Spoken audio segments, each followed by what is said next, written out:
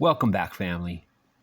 Join us as we hunt the signs in the Mazzaroth for the escape of the bride. This is going to be part 5, Escape of the Bride Decode. The bride gets her wings. All right, this is going to take some time, and there's a lot to present here. So I'm going to do my best to not jump around too much. This has taken days and days and days to get to this point. I've had some technical difficulties, and I had some visitors, and I have had so many things come out of this research that it would probably take me 10 hours to present all the material that I've found. So what I've been trying to do is simplify everything and try to get this done as quickly as possible and just touch on the most important parts. So what we're doing now is we are looking at what I believe is the final approach. We have to talk a little bit about cultural ideas that are a little different than our American culture. If you're watching this in America, then we have some very specific cultural ideas that are a little different than the ancient Israelites. If you are coming from my Kadesh Culture channel, then you have probably seen my video breakdown on the marriage customs of the ancient Israelites. And I've actually done multiple video breakdowns on the cultural significance of marriage and all the different customs that they had at different eras of the Hebrew, Israelite, and Jewish cultures. And those wedding cultural studies led me to a deeper understanding of the Mazzaroth because 3 and 4 years ago, I was seeing some wedding signs in the Mazzaroth, but I couldn't put it all together with the research that I had up until that point. And then I was led by the Spirit to do some research into the ancient cultures and the marriage culture. I've been studying ancient religion for over 25 years, and the reason that I went into those studies is I was motivated to continue my studies that I had done in biblical studies, and going to school for those biblical studies only got me to a certain point. And at a certain point in my life, I got to a point where I couldn't get a lot of the answers from some of the top Christian researchers. So I started digging a little deeper on my own, and that's when I came into contact with the Dead Sea Scrolls and many of the other lost or hidden manuscripts that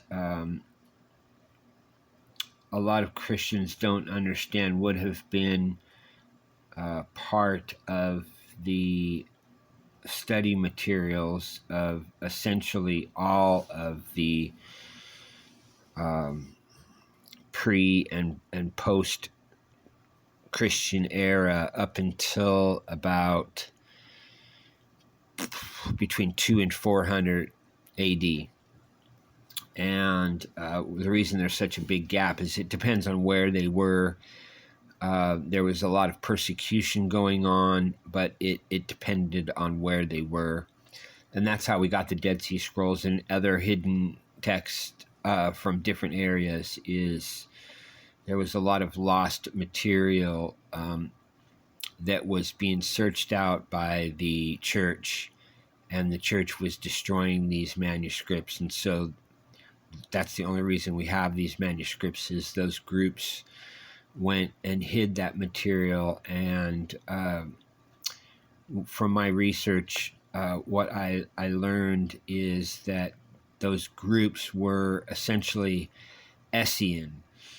And if you haven't seen the videos that I presented on the Dead Sea Scrolls from multiple different channels, I believe it was one of them was Skywatch TV, and then another one, I'd have to go back and look, but it was another similar to a Skywatch TV presentation where they're digging into the Dead Sea Scrolls.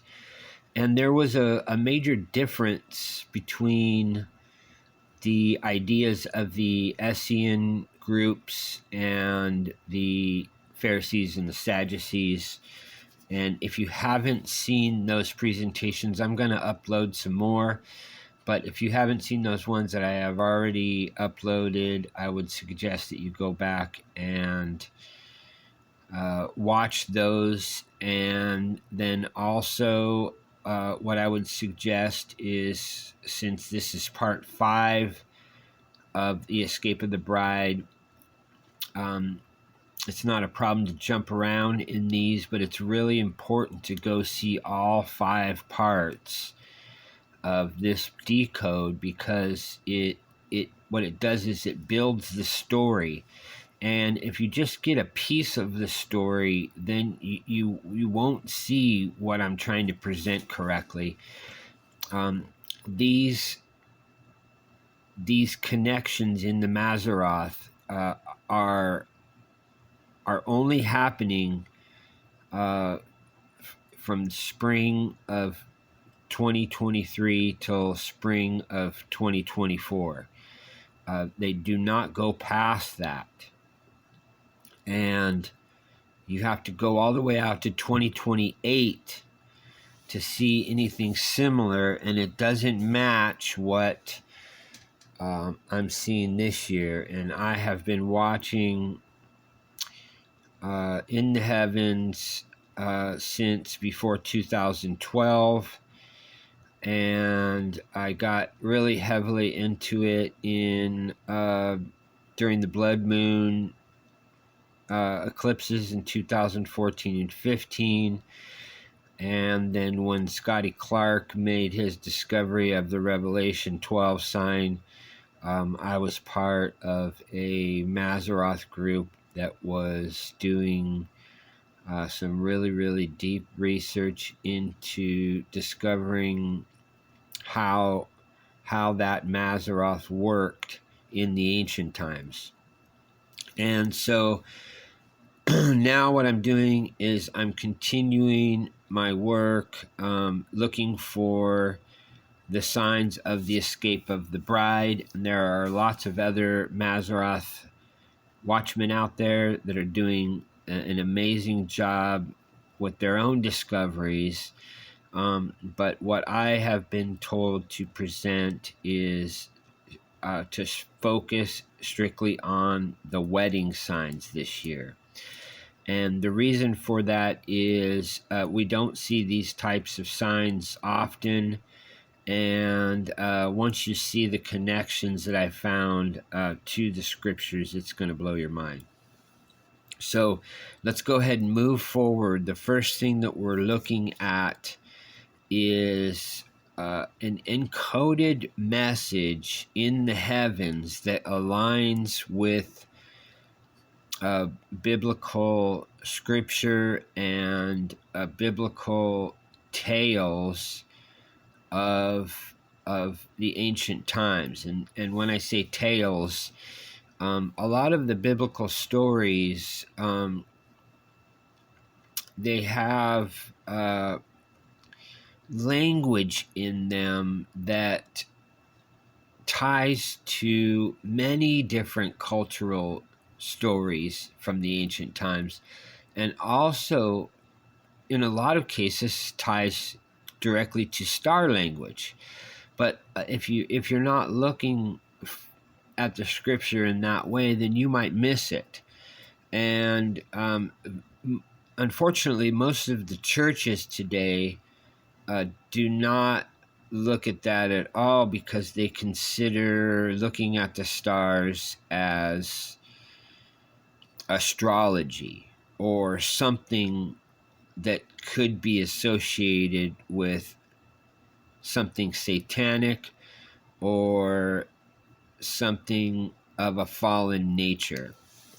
And my problem with all of that is that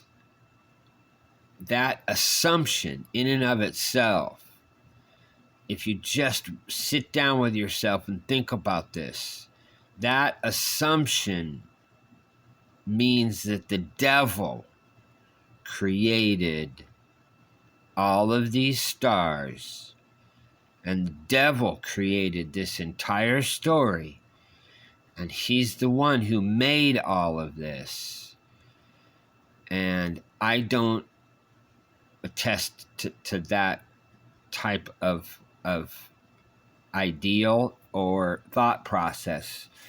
My work is to prove that the Father has put this for us as a testament to our redemption.